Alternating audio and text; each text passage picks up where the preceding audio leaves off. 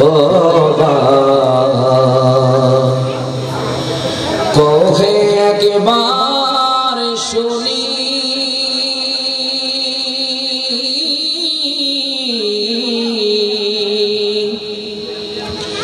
কে তোমারে খাওয়াইলো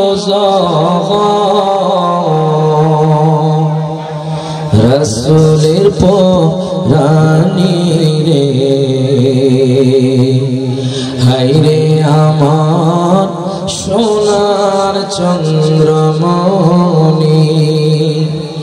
ও ভাই কহে একবার শুনি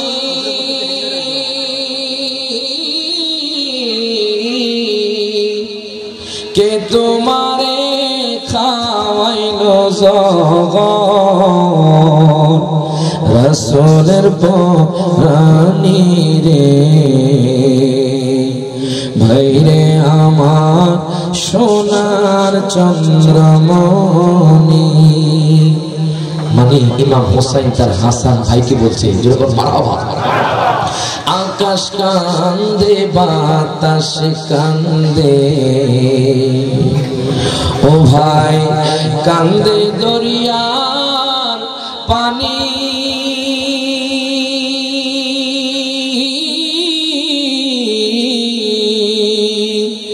দুই পুত্র হারায়া কান্দে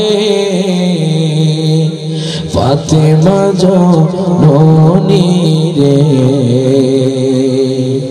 বাইরে আমার সোনার চন্দ্রমণি। সবাই বলেন ও ভাই কবে একবার শুনি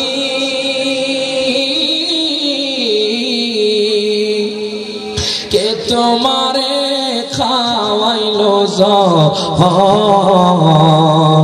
রাসূলের পরানি রে ভাইরে আমার সোনার চন্দ্রমণি। হোসেন কান্দে বড় বাইরে কেমনে যাও চলিয়া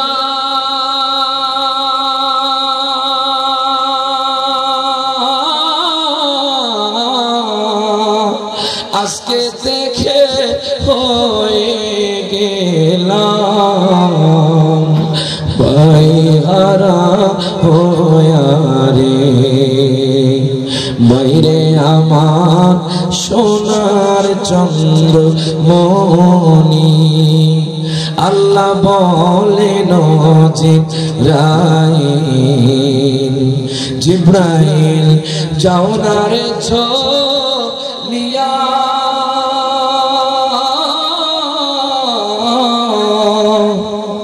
সত্তর হাজার ফেরেশতা আনো জানাজার লাগিয়া রে বাইরে আমার সোনার চন্দ্রমণি। নয় 50 বছর নয় 100 বছর নয় 150 বছর নয় 200 বছর নয় 250 বছর নয় 309 বছর গুহার মধ্যে কাটিয়ে দিয়েছে। জুড়ে বলুন মারহাবা। আমার আল্লাহ কোরআনুল কারীমে সূরা কাহফের মধ্যে ঘোষণা করে দিলেন ওয়ালাবিসু ফি কাফিহিম 300 সিনিনা ওয়াজদাদু 9। প্রত্যেকে জবানটা খুলে বলে মারহাবা। আমার আল্লাহ বলে ওয়ালাবিসু আইনামু ওই 7 জন আল্লাহর ওলি ওই গুহার মধ্যে ঘুমিয়েছিল কত বছর জানেননি? ফি 300 মানে 300 বছর ওয়াজদাদু 9 আরো 9 বছর 309 বছর তারা ওই গুহার মধ্যে কাটিয়ে দিয়েছে। যখন ঘুম ভাঙলো একজন আরেকজনকে প্রশ্ন করে আমরা কয়দিন ঘুমিয়েছি? হযরত আমলেখা বলে ইয়াউমান আও বা'দা ইয়াউমিন, আমরা একদিন অথবা এর চেয়ে কম দিন ঘুমাইছি। এখন দেখে তাদের চুলগুলো সাদা হয়ে গেছে, তাদের নখগুলো বড় হয়ে গেছে। 309 বছর ঘুমাইছে, তাদের কোনো খবর নাই। এখন হযরতে আমলেখা যখন বাজারের মধ্যে গেল, বাজারের মধ্যে যায় যখন খাবার কিনতে গেল, খাবার কেনার পরে যখন উনি টাকা দিলেন, টাকা দেওয়ার পরে দোকানদারওয়ালা বলে, আপনি কোন জামানার মানুষ? জোরে বলেন না সুবহানাল্লাহ। 309 বছর আগের টাকা এখন কি চলবে? এখন হযরতে আমলেখা বলে, ঠাট্টা করিয়েন না, মস্কারি করিয়েন না বাজান। 309 বছর আগে তারা ঘুমাইছে, খবর নাই কয় বছর ঘুমাইছে। জোরে কোন মারহাবা। এখন টাকা দিছে, দোকানদারওয়ালা কয়, আপনি যে টাকা দিচ্ছেন এই টাকা তো আমাদের দেশে চলে না, ও ঠাট্টা করো, মস্কারি করো। আমি গতকাল রোম সাম্রাজ্য থেকে গিয়েছি, তুমি ভুল করছো। ও না বুঝলো, আপনি কি বলেন, আপনাকে তো আমি চিনি না, এই টাকা তো আমার বাপ দাদাও দেখছে না। জোরে কইতেন না মারহাবা। বাদশার দরবারে গেলেন, বাদশা বিচার করলো, বিচার করার পরে না, আমি রোম সাম্রাজ্যের সন্তান, আমি দেরি করছি না, বাজার সময় সংক্ষেপ, রোম সাম্রাজ্যের সন্তান। না, তোমাকে আমি জীবনে দেখি নাই। হুজুর, ও বাদশা, আমার বাড়ি আপনার দেয়ালের পিছনে, প্রমাণ দিতে পারলে তোমাকে আমি মুক্ত করব, আর যদি প্রমাণ দিতে না পারো তাহলে তোমাকে আমি ফাঁসির কাষ্ঠের মধ্যে ঝুলাবো। এই কথা বলার পরে দেখেন, এবার ওই যে দরবেশ হযরতে আমলেখা আল্লাহর ওলি বাদশাকে নিয়ে বাড়ির মধ্যে গেল। বাড়ির মধ্যে করাঘাত করে দরজা খোলা হলো, বৃদ্ধ লোককে জিজ্ঞেস করা হলো, ও বৃদ্ধ বাবা, ওনাকে কি আপনি চিনেন? উনি বলতেছে এটা নাকি ওনার বাড়ি। বৃদ্ধ লোক বলে, না আমি তো ওনাকে চিনি না। তখন বাদশা বলে, হুজুর আপনি এত মিথ্যা কথা বলেন, আপনাকে এখনই কতল করব। সাথে সাথে তাফসীর কিতাবের মধ্যে আসছে, ওই সেজদার মধ্যে পড়ে গেলেন। আল্লাহ বলে, জিবরাইল যাও যাও, আমার বন্ধুকে পেরেশানি টেনশন করতে বারণ করো, আমি আমার বন্ধুর সম্মান রক্ষা করব। জিবরাইল আমিন এসে বলে, আপনি বলেন আপনার ঘর, আপনার ঘরের মধ্যে আপনার পূর্বপুরুষ 309 বছর আগে চিঠি লিখে গিয়েছে। হযরতে আমলেখা এবং 7 জন আল্লাহর ওলি ওরা গহীন জঙ্গলে চলে গেছে, যখনই আসবে তাদেরকে তোমরা কবুল করে নিও। বাদশা ওনার ভক্তি করলেন, ওর প্রতি শ্রদ্ধা দেখালেন। এবার বাদশা বলে, চলেন আমরা 7 জন ওলির কাছে যাই। এই হলো আল্লাহর আউলিয়া কেরামের কথা। অনেকে বলে কোরআনে নাকি আল্লাহর ওলিদের কথা নাই। দেখেন এই কোরআন কারিমে স্বয়ং আল্লাহ তার হাবিবকে আউলিয়া কেরামের ঘটনা বলে শোনাচ্ছেন। তাহলে বোঝা গেল আউলিয়া কেরামের ঘটনা বলা স্বয়ং সুন্নতে ইলাহি। হাত তুলে কোন ঠিক না বেঠে? ইনশাআল্লাহ বাকি 2টা প্রশ্ন আরেকদিন বলবো। বিশেষ করে আমার আব্দুল মোমিন ভাই যিনি আমাকে দাওয়াত দিছে, ওনার একটা রিকোয়েস্ট, হুজুর এই গজলটা মাস্ট বি গাইতে হবে, আপনি শুরুতে হোক আর লাস্টে হোক। আমার এক কল দিচ্ছি এই মুহূর্তে, এখনই আমি দেখতেছি যে হুজুর এই গজলটা গাইতে হবে। গাবো আমি ইনশাআল্লাহ গাইবো। এবং বিশেষ করে আমার হারুন ভাই খুব মহব্বত করে আমাকে, অনেক আলেমদের সাথে ওনার সম্পর্ক। এই গজলটা বলেই আমি আপনার থেকে বিদায় নিব। হুজুর কাছে দোয়া আছে, আমি বিদায় নিব। আপনারা কি সবাই খুশি না বেজা? কারা কারা খুশি একটু হাত তোলেন। নারায়ে তাকবীর, নারায়ে রিসালাত, নারায়ে গাউসিয়া। একটা গজল খুব সুন্দর, ইনশাআল্লাহ আপনারা একটু মহব্বতে শুনবেন। ও কহে একবার শুনি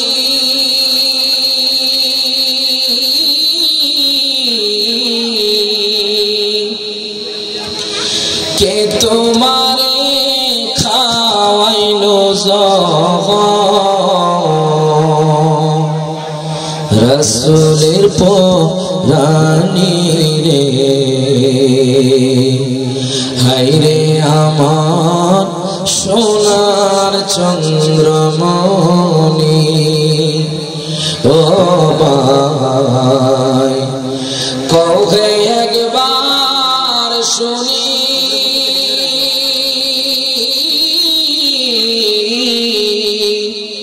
কে তোমারে খাওয়াইলো রাসূলের পরানি রে, ভাইরে আমার সোনার চন্দ্রমণি। মানে ইমাম হোসেন তার হাসান ভাইকে বলছে, যেরকম মারহাবা। আকাশ কান্দে বাতাস কান্দে,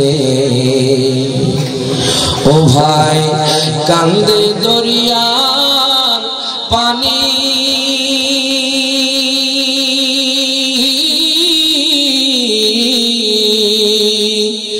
দুই পুত্র হারায়া কান্দে ফাতেমা জননী রে বাইরে আমার সোনার চন্দ্রমণি সবাই বলেন ও ভাই কবে একবার শুনি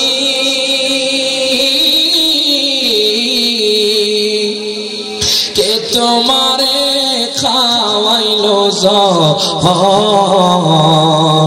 রাসূলের পরানি রে ভাইরে আমার সোনার চন্দ্রমণি হোসেন কান্দে বড় বাইরে কেমনে যাও চলিয়া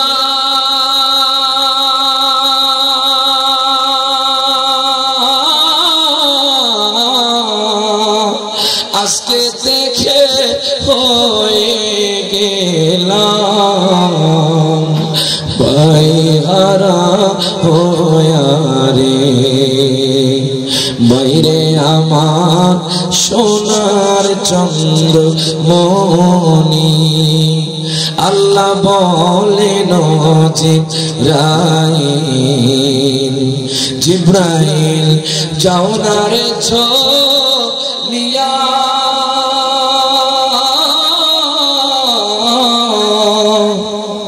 সত্তর হাজার ফেরেশতা আনো জানাজার লাগিয়া রে বাইরে আমার সোনার চন্দ্রমণি যেরকম আমরা নবীর আহলে বায়াতকে ভালোবাসবো আব্বা আম্মার খেদমত করব এই মাহফিল থেকে একটাই শিক্ষা গ্রহণ করব আমরা কখনো 5 ওয়াক্ত নামাজ ছাড়বো না কথা ঠিক না 5 ওয়াক্ত নামাজ পড়বো আব্বা আম্মার খেদমত করব এবং আপনার সন্তানকে আপনি ছোটকাল থেকে মাদ্রাসার শিক্ষা দিবেন তাহলে আপনার সন্তান আপনার আব্বা আম্মার কদর বুঝবে আব্বা আম্মার খেদমত করবে সমাজকে পরিবর্তন করতে পারবে কথা ঠিক কিনা আমি আমার অসমাপ্ত বক্তব্য শেষ